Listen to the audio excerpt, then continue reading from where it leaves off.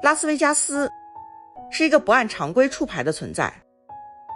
这个世界著名的度假胜地，勾出了多少窥探奢靡沉沦的欲望，又带走了多少纸醉金迷后的倦怠。这里有种魔力，释放自己，甚至把自己的第二人格放出圈来。身边无风景，但是在无数个平庸的日常，古城又处处在生活的细节里。维加斯的常住居民70%以上靠旅游业为生，那些物欲横流的资源供养着岁月静好的生活，形成潜意识，形成城市气质，创造繁华人生的投影。汇进滚滚车流之中，赶赴下一个转场。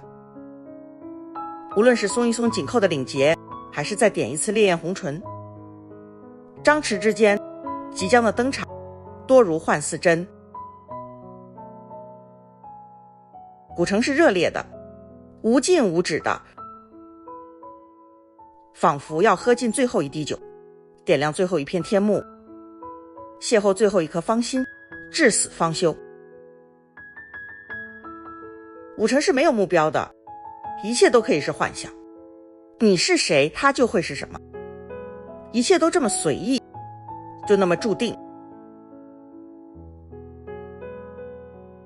在这里，好像愉悦才是常规，剧烈才是节奏，欲望彰显着真相，最后的最后，寒荼如毒，灰飞烟灭。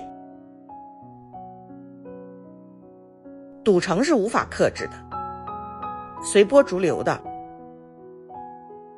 用尽全力索取，心之而至流放，不要想如何收场。趁着夜未央，让一切粉墨登场。欲望在暗夜里蠢蠢欲动，眼波在觥筹间顾盼流转。今夜我们不问几时散场。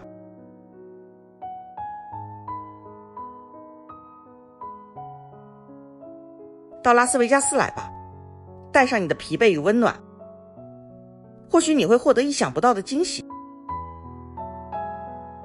到拉斯维加斯来吧，带上所有的运气，你将一战封神。到拉斯维加斯来吧，